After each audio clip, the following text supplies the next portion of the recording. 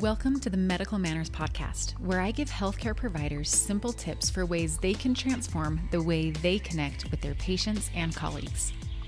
Connecting with patients isn't some secret sauce that some of us have and others don't.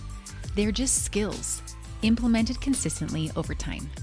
If you want to transform your medical practice, you're in the right place. I'm Katie Wyatt, your host. This episode is sponsored by the Connect Better audio course. This course is for healthcare providers who want to drastically improve their patient satisfaction or Press Ganey scores. Each week for 6 weeks, you will listen to a 5 to 10 minute audio training. Then throughout the week, your job is to implement the skills you're taught in every patient encounter. You'll be amazed at how much your score can improve in such a short amount of time. Go to medicalmanners.com and use the code PODCAST for 10% off the course. I have Sharla Sintyl on the podcast with me today. And Sharla, I'm so excited to chat with you a little bit. Tell us what happened to Tevin. Introduce us to you. The floor is yours. Thank you. Thanks so much for having me. I am just so grateful for medical professionals in general. I've never been in the medical profession, but I can just imagine how tricky it can be in all kinds of different situations. So Tevin was 6 this last February, and we had just gotten back from camping in our little trailer, and that day we got home, he just felt like he wanted to go start his own campfire because we had been doing it the night before. Gotcha. And so he got out the lighter. He was looking for something in his dad's drawer, and he found the lighter, and I think that's kind of what sparked I'm going to go light my own fire. Yeah. So he went outside, and then he searched around, and he found the big gallon of gas. And we didn't use gas on the fire at the campfire, but somehow he knew that gas would spark a great fire. So he dragged the gas all the way across the lawn, closer to kind of the house and where our trailer is. And he got a little piece of paper and a little stick. He poured some gas on it. And in the process of dragging the gas and getting it on a stick and stuff, he got some on his shoe and his pants. So when he lit that lighter, everything just went up, and whatever had gas in sight just went up as well. And that was his right foot and his right shoe especially. So he said it was a pretty big poof, like when he did light that lighter. So it immediately got his foot in his pants. And it was probably only for about 30 seconds where he was just trying so hard to stamp it out and do something. He was patting it for a while. But for some reason, he just never thought of I should take these off, He just kept trying to put it out that way. But really what it was doing is because his shoe and his pants had gas on them, they were just burning his skin really bad and melting to his skin. And so luckily I was on the back porch, so I was outside and I heard him start screaming. And when I heard it start to get worse, I ran and I saw that he was on fire. And so I literally just ripped off his pants and his shoe. That's the first thing I did. But even by the time I did that, he had skin that was pretty much melted off. So we jumped in the car and rushed to the emergency room. I should have called the ambulance. I keep looking back on that. But for some reason in my head, it was the hospital's 30 minutes away. I'm going to get there just as soon as the ambulance is, or the ambulance is going to take even longer, But because I didn't even think through how the ambulance could put him out of pain, on the way there and stuff like that. So yeah. But anyway, we got there and it was an excruciating 30 minutes, but my neighbor was able to come and take the other kids, and we rushed to the hospital, and he just screamed for 30 minutes. The only thing I was able to do was get him a wet towel, to kind of help him out. It was pretty excruciating for him for the whole 30 minutes. And I had called my husband. He met us there because he was doing some work meetings. And so he had him all checked in and stuff. So they were able to get him back and get him out of pain and stuff. But what ended up happening is they put us in another ambulance and sent us directly to a burn center, which was about 2 hours away. And yeah, we spent a whole week there getting a bunch of surgeries. The first surgery, they kind of just like basically scraped all the dead matter off, that had been burnt. And then the next surgeries were skin grafts and all kinds of stuff. They took skin from him to do the skin Yeah, grafts. they took skin from his upper thigh. Okay. So this was all on his right leg and foot. They took skin from his right leg, his upper thigh, because his upper thigh wasn't touched. But luckily there were no other parts that were damaged. I mean, I didn't get burnt. He had like maybe one blister on his hand. His toes like were fine. Even the bottom of his shoe, the foot was fine. So like walking and stuff like that wasn't a problem. He didn't have any burnt like fingers or toes, which can get tricky. So yeah.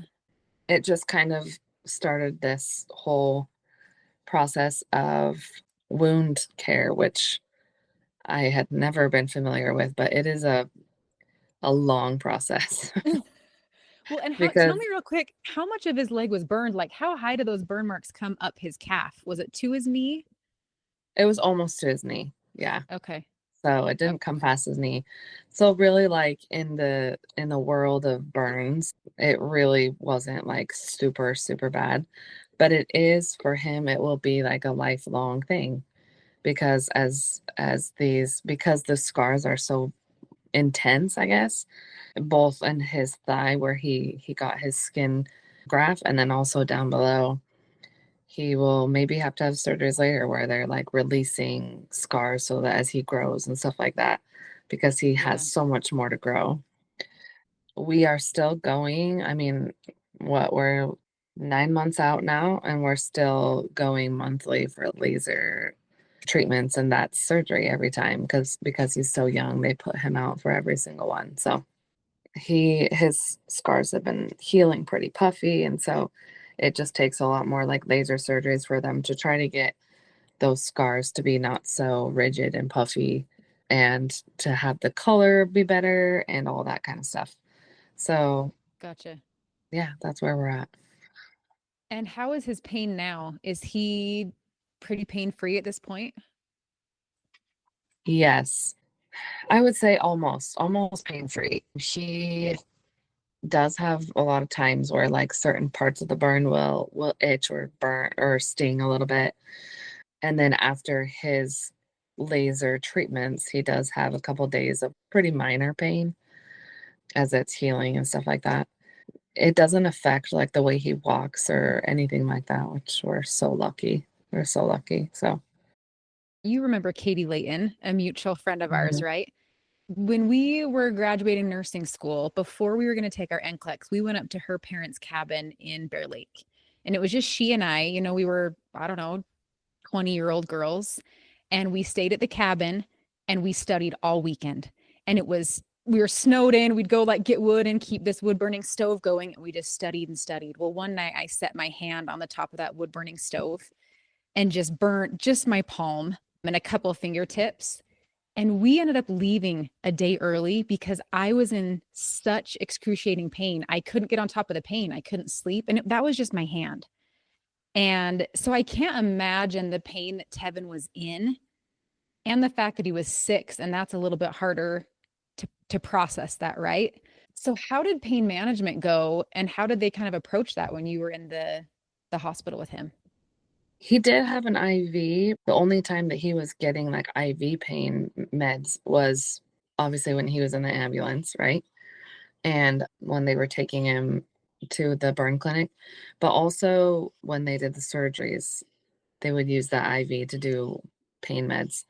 A lot of times after surgery, they would give him fentanyl. Besides that, he was taking kid ibuprofen. That was pretty much all he was getting besides that. I was kind of surprised at how well he did with just that, but that's what they did. So As you think back on that experience, is there anything that a healthcare provider or really anyone in the healthcare system that you dealt with, is there anything that they said to you or to Tevin that was specifically helpful or meaningful? I look back and I think of a few instances where I feel like the healthcare providers really got where we were at. We had just gone through like a really traumatic experience. And not only was I trying to navigate it from my perspective, but I was also trying to navigate his feelings at the same time, which were a lot more than I thought they would be. His roller coaster of feelings throughout this process was pretty crazy. And then I was trying to do the same for my own, right? With my own mom guilt and all that stuff. I feel like there was only a few times where I saw that the person on the other end of this really understood, whoa, this mom is going through a lot right now, you know? Or for Tevin, he is going through a lot right now with what he's having to go through as a 6-year-old, you know? And sometimes it was only with a few words and like a look of like, I see you, I'm looking in your eye, we're connecting right now, right? So one of them was when it was in the triage in the emergency room of the first hospital we went to. There was a woman, and I don't even know what her position was, but she wasn't even the one that was touching him. She might have been a social worker, I don't know. But she literally was there just to like make us comfortable. And she did ask a few questions just to make sure I didn't burn my child, right? She asked him a few questions to make sure that everything was good there. But she was so helpful in my situation to just calm me at that moment. And she just kept coming up to me and touching me and saying, "You got this, mom. Like, you're doing awesome." And kind of just helping me out in that way because I was going through so many emotions at that moment. I had so many questions like, I have other kids at home. How long am I going to be there? Is this going to include like so many surgeries? And she said, she just kind of like gave me the rundown of, I do know some people and that this is kind of what it entails, but they'll tell you when you get there. And so, like, she was just able to take my really high emotions and my so many questions, make me feel calm. And she also did the same with Tevin. She talked him through it. She, gave him little teddy bears and stuff to make him feel better. And she was one of them that will always stick out to me.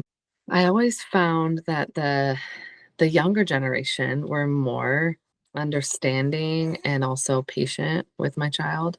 Sometimes when I got older nurses and stuff, they tend to just be really snappy with him when he was maybe not reacting the way that he should. Or like if I had a lot of demands as far as like a mother and I was pressing the button a lot or whatever, you can tell when a nurse is like, okay, you're a little much. But I had a 6-year-old in the hospital for so many days, and there was just so many things that he wasn't getting to do that he did at home, he was so restless and so this and that. So I had a lot of questions and I was just trying my hardest to make him feel comfortable. And then a couple times I had the same nurse when he was in post-op when he was coming out of surgeries, and she would bring him back after he woke up and she would just tell me how amazing my child is. He is so smart. He is so amazing.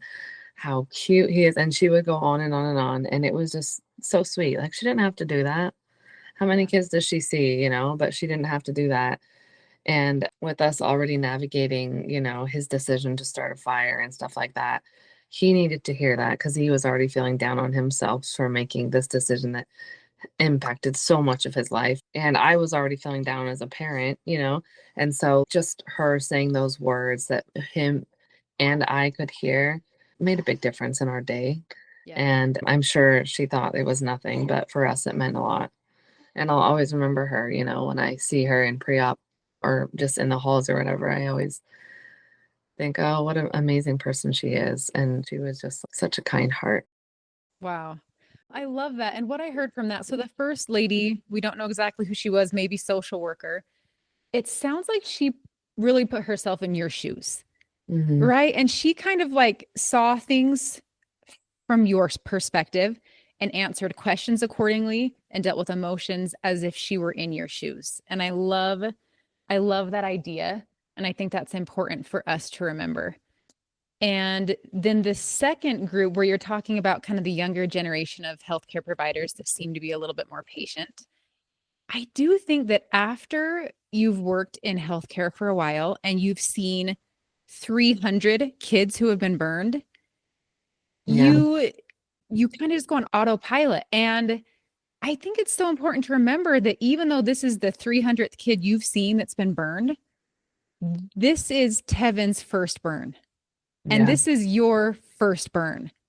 And kind of, again, I guess that's just putting ourselves in our patient's shoes, but realizing that even though they've probably been asked the same question that you were asking them 300 times, that you have never had that question answered. And so I think that's an important perspective shift to do. And then it's interesting you talk about how the third lady, the pre-op nurse, was so good about building Tevin up. And that's something I've been thinking about a lot with youth in general. You know, I have children and I think they hear a lot what they need to do different. And, you know, we'll get emails from teachers about things that were done in class that need to be improved on or whatever. They hear that and that's fine. And I actually appreciate when teachers email me that, and I am willing to talk to my children. You know, I'm all in on that. But I think that we maybe all could do a little bit of a better job of sending the email when our child does something great, or, you know, giving that praise when we see it, because I think they do need to hear it. They've got to hear, right? Like Tevin is probably already like, okay, I should not have drugged the gas thing and had a lighter. He knows that now. He knew that immediately.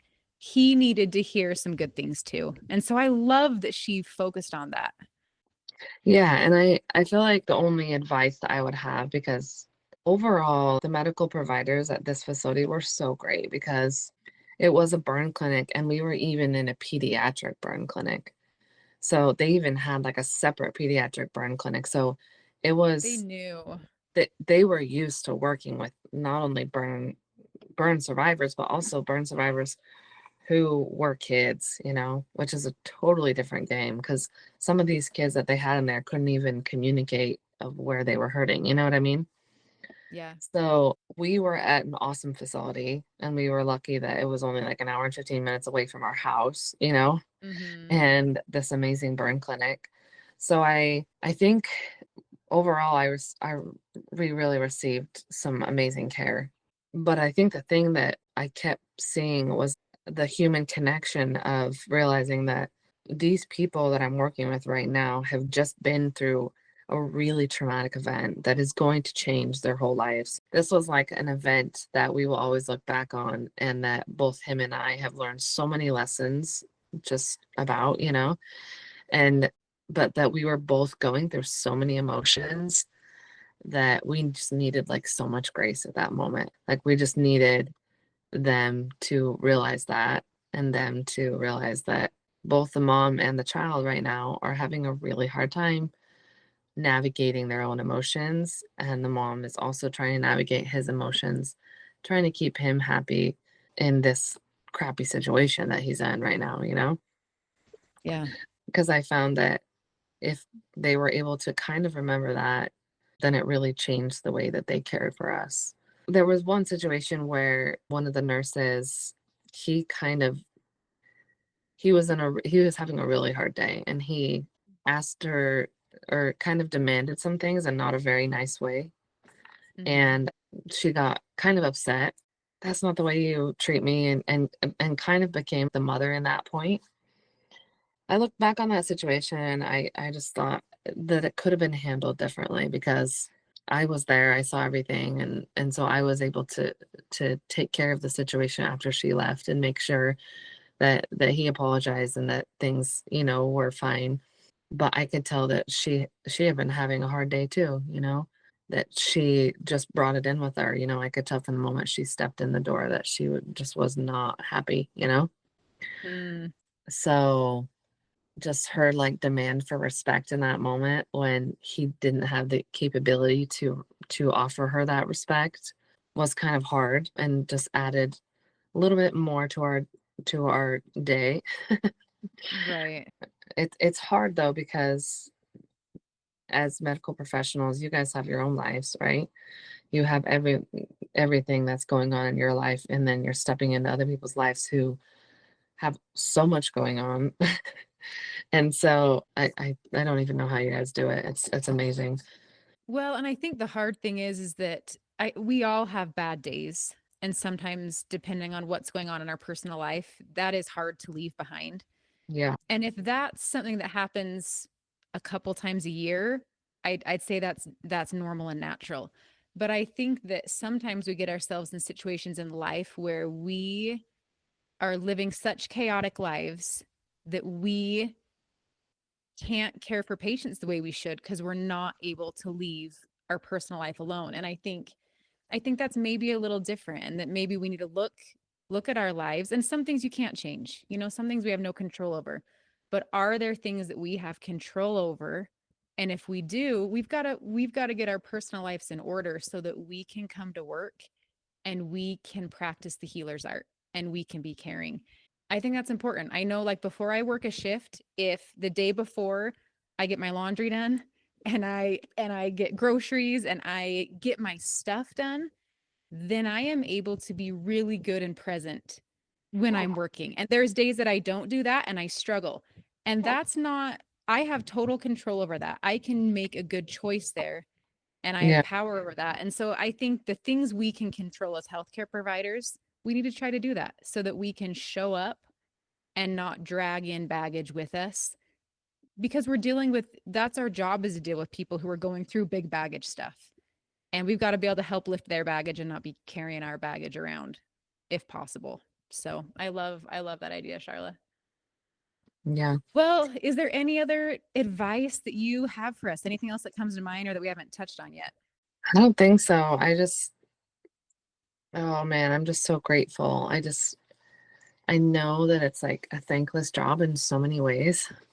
And so I know you have so many healthcare workers that follow you and listen to your podcast. So just want to say thank you. Thank you for making this a daily thing that you have to, that you do have to see so many hard things happening and so many people in really hard situations in their life, but you come in and you do it, you put your lives aside and you put your feelings aside and you just do the best. It's like the most incredible form of customer service. Like that Oh, you're thank able you. to help us and help us heal in the most amazing ways, because healthcare providers are there when, they're the first line of people who are always there and always need to be there, because we will always need them and we will always look to you guys for healing and for knowledge and for peace in the most hard times of our lives. So I'm just really grateful for the healthcare workers who provide that and who really practice that. Oh, thanks, Sharla. There's so many good providers out there. I totally agree with that. Do you want to give any shout outs? I really love to tag organizations or providers who did an amazing job. I guess just how I feel like we need to give kids kudos. I think healthcare providers hear a lot of surveys and bad patient comments when things don't go well. And I don't know if they get a pat on the back for all the thankless things they do. So is there anyone you want to give like a special shout out to, or that I can reach out to and give kudos? For sure, give a shout out to the burn unit. It's at the Doctors Hospital of Augusta, and it's the Joseph Still Burn and Wound Clinic. They are just so phenomenal at treating these burn victims and just, doing their best to help them in their lives. I mean, I can't even tell you how many different forms of care we got through medical care, but also like they were just showering him with gifts like constantly, just to make his day brighter. And they had so many closets full of games and toys and for this pediatric Wow. unit. And so we just had such a good experience. And still to this day, through connections we made through the burn clinic, we're able to go to all kinds of burn foundations who hold family camps and interact with other burn survivors. Because of Wow. the connections that we made at that burn clinic, it really has changed our lives. Charlotte, thanks so much for taking time to visit with us. I'm so glad that Tevin is healing, and it sounds like he's in a good place, although I know he's probably got more coming down the pipeline for him as he grows, but I'm so glad that he's okay. that could have gone a lot worse than it did. And it sounds like things are doing okay for him. So I'm grateful for that. Yes, we feel so blessed. Thank you so much, Katie. Thanks for listening. If you enjoyed today's episode, the best way to support what I do is by rating and reviewing the podcast. Your feedback helps me reach more listeners to make an even greater impact. It would also mean the world to me if you would share it with a friend or colleague who you think could benefit from the topics we discuss. Together, we can transform the way we deliver healthcare by transforming the way we connect. Take care.